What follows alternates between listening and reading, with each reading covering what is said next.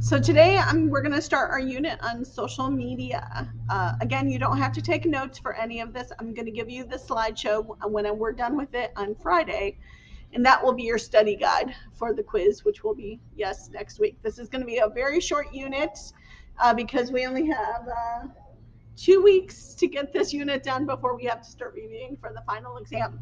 So it's going to be short, sweet, to the point, and the best part is you don't have to take notes. So woohoo! So you're going to have to do stuff after watching this video today. So you do have to pay attention.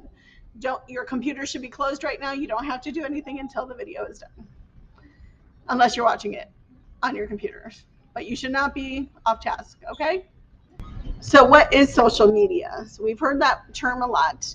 According to Wikipedia, yes, see, I cited my source down there at the bottom. It's the internet. It's an internet-based application that allows for the creation and exchange of user-generated content. Okay, that's a very specific and a fancy way of saying it allows people to share their stuff with other people on the internet. That's all it means. So you create stuff and you share it with other people. It could be anything. It could be words. It could be something you write. It could be paragraphs. It could be pictures. It could be music. It could be videos. It could be games. It could be a ton of different things. So we're going to talk more about what that means. I like this picture because this really shows, first of all, that a lot of the categories of social media and the different examples under each. These are a few years old, so some of these are a little outdated. We're going to start with the ones at the top. So publish, social media sites that let you publish your work. So this is like Blogger, Wikipedia, WordPress, Dig, Wikia, which basically lets you write articles about something. It could be your opinion. It could be about facts. It could be about a variety of things. But it lets you share your knowledge or your opinion of things. Okay.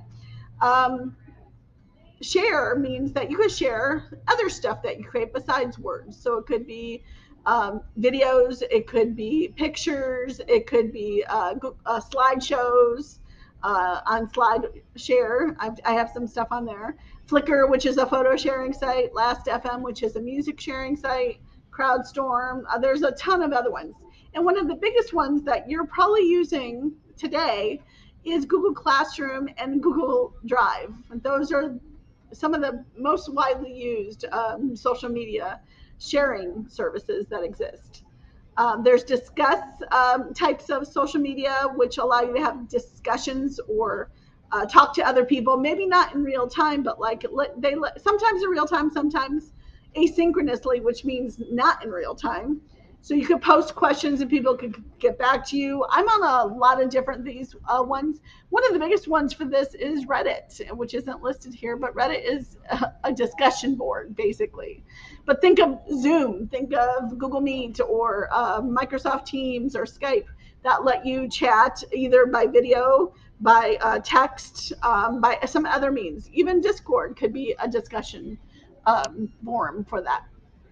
Social networks, these are kind of the more traditional social networks that we think of, like MySpace, Facebook, Ning, which no longer exists, LinkedIn, which still does exist. It's one of the oldest ones out there. And there's other ones that are used in other countries like Bebo or Mixi or a bunch of other ones. But this is like kind of friend networks that you connect with people. There's microblog sites which lets you post small like blurbs up to usually about 250 characters. And Twitter is the prime example of this. You post short, sweet stuff, and that's it. Like it's a microblog, so it's not like paragraphs; it's sentences or less. Live stream ones, I really don't use these too much, but basically, like I don't know, it's more socializing for that. I think of like the app House Party, which connects you with stuff. I also think of like Omegle, which lets you do anonymous video chatting. And again, the idea is to socialize more. I would also think of this almost like as online dating stuff that exists out there. So we're not going to go into that one too much.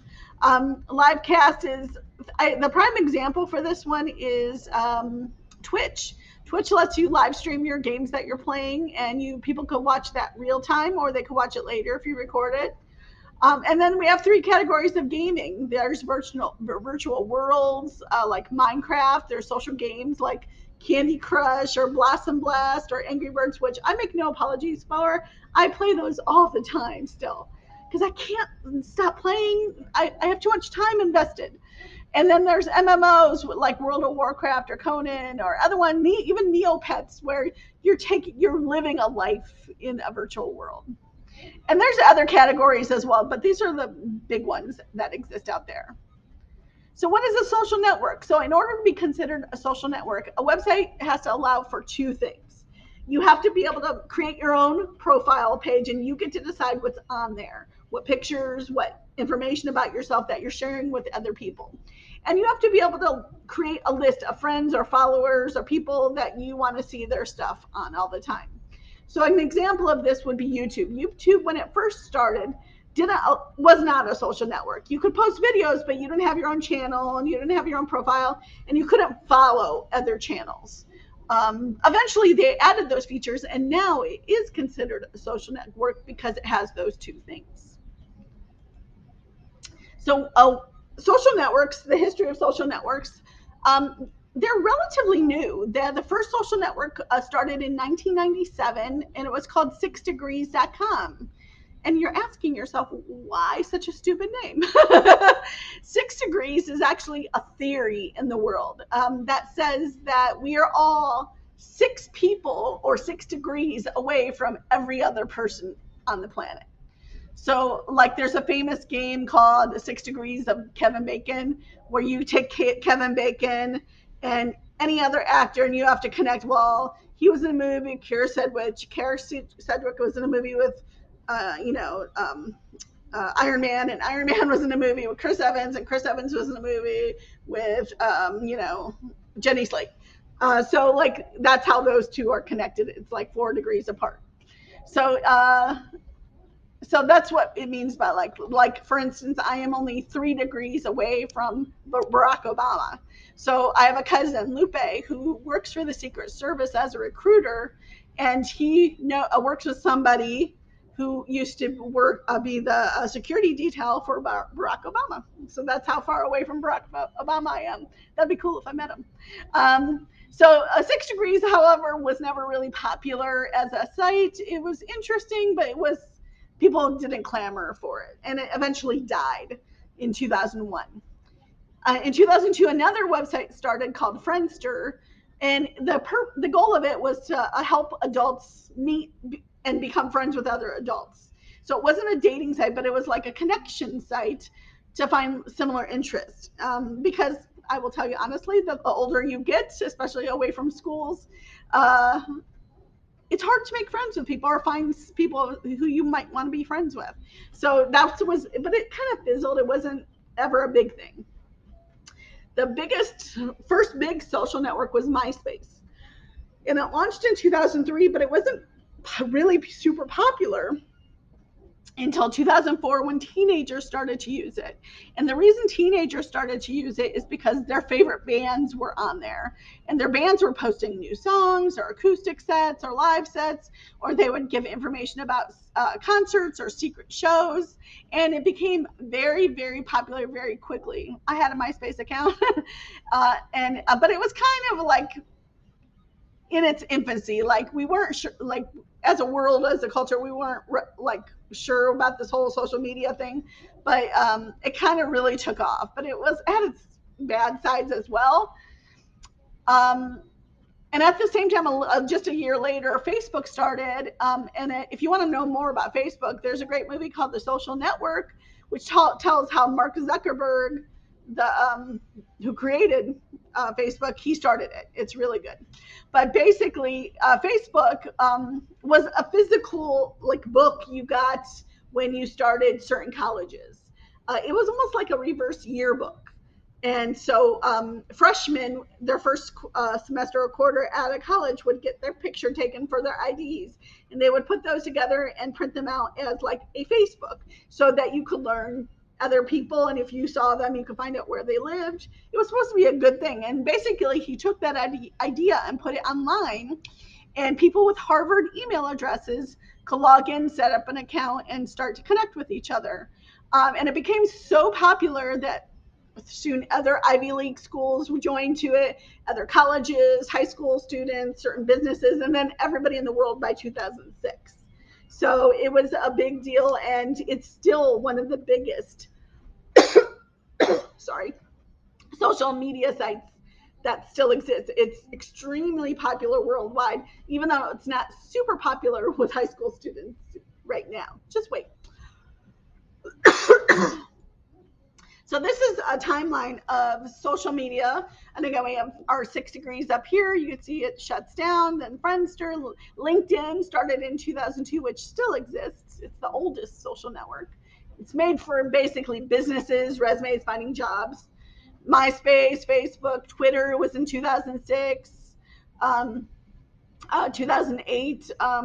Again, it's very popular. Instagram wasn't around until 2010. Snapchat 2011. So most social networks are fairly new. Um, and then we're going to skip that for now. This is a nice slide that shows as of January this year, what are the world's most popular social platforms? And basically Facebook, number one, like by far, like the most used social media service out there, followed by YouTube, and then WhatsApp, which is more internationally used. It's a great way to talk to people in other countries for free without paying long distance charges. Then Instagram. There's one called WeChat, not really used in our country. TikTok, Facebook Messenger, which I loathe. I hate it. There's some other ones used by other countries. Then Snapchat down here, and then Pinterest and Twitter and Reddit below that. So you can see the difference in the numbers between Facebook and some of the ones like Snapchat. By the way, did you know that Facebook now owns both WhatsApp and Instagram? So it has a corner on the market for sure for social media. So I have an account with all of these services, but this is a nice breakdown of like the different, what I call the big six. So Pinterest is all based on finding pictures, and it's about pictures and making different boards, like bulletin boards, like the one in my classroom over on the side.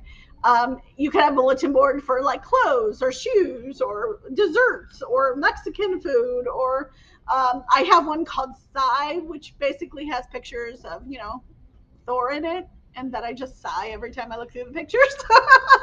Hey, I make no apologies. And it's interesting, it used to be more popular with women, but now half of the people who are signing up for Pinterest are men, which I think is great. Mr. Deal loves Pinterest, and I know a lot of other like boys or teachers use it as well. It's great. But it's a total time suck like TikTok. Once you're in it, you're going to be in it for at least an hour or two, and then you're going to look up and go, oh, wait, what time is it? It's awesome. It has about 250 million monthly users. Twitter, again, is a microblogging site. You can only post up to 280 characters, so you have to get short, sweet, to the point. And do you know that as of right after it started, they started to archive every tweet made by anybody in the world is now archived as part of our Library of Congress official United States library system. So anything posted to Twitter is now part of our national history. Which is very interesting to me. Some of the shenanigans posted to Twitter, it's all part of who we are as a country. Facebook, again, is the biggest social media service out there. 25% of United States users are between 25 and 34. So it's not teenagers, but it's like young adults, and some of us older people, like in my age, really like Facebook. And look at the numbers, 2.23 billion users, active users, compared to millions. That's like a fraction of it. Instagram, again, Facebook owns Instagram, is all about sharing pictures and short videos. They also are the ones who started that, using hashtags to like as a shortcut to follow a hashtag to find other similar posts out there. And the biggest brand on Instagram is National Geographic, which makes sense. They're all about pictures. And then there's Snapchat. And again, you have videos and pictures that disappear after they're viewed. However, just be aware that they are retained somewhere on their servers and they could be discoverable in criminal and lawsuits. So just be aware that it's not really disappearing forever. Well, I found this one interesting. 70% of Snapchat users are female. So even though a lot of boys at our school use it, most of the users overall in Snapchat are female, which is interesting. I thought it would be more popular with boys or men than women. And most people who use Snapchat tend to be younger. They're generation younger than people using Facebook. And then there's LinkedIn. LinkedIn is like the dinosaur of the bunch. It's been around since 2002. It's mostly business oriented. Most of the users are 35 years or older. And but it's a way to connect to people who are looking for jobs, looking for employees, connecting with other people.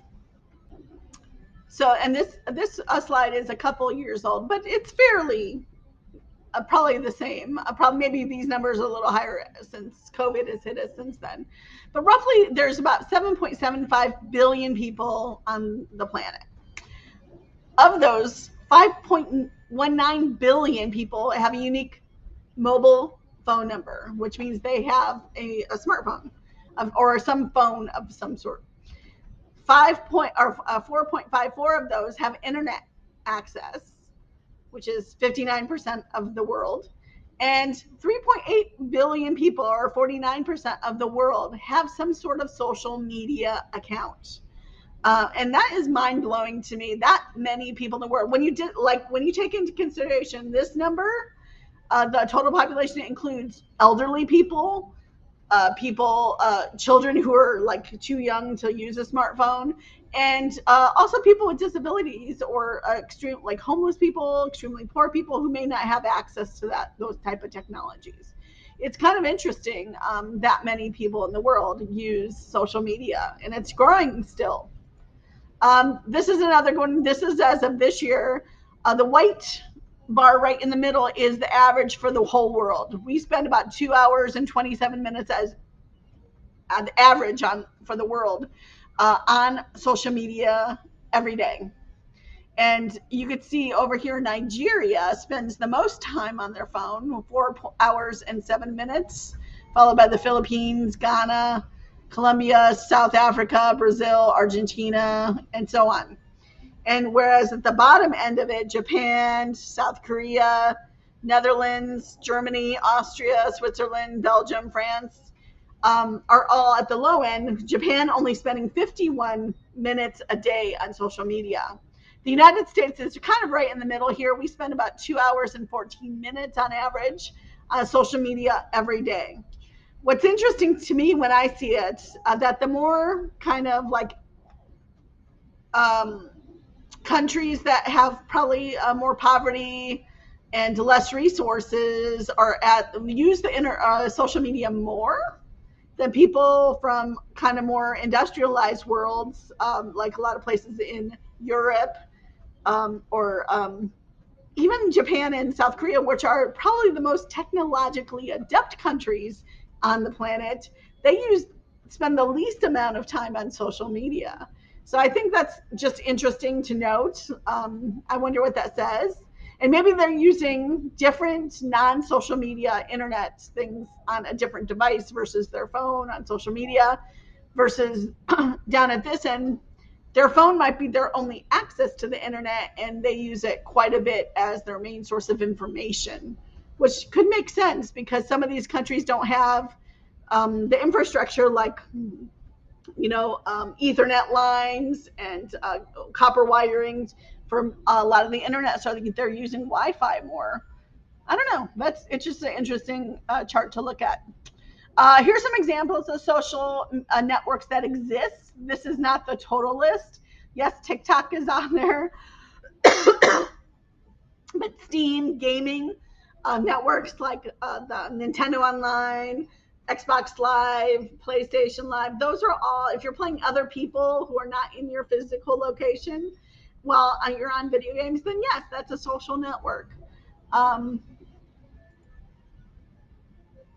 and I like this one too because it kind of breaks it down into small pieces, like by what that service does, because they're all a little unique.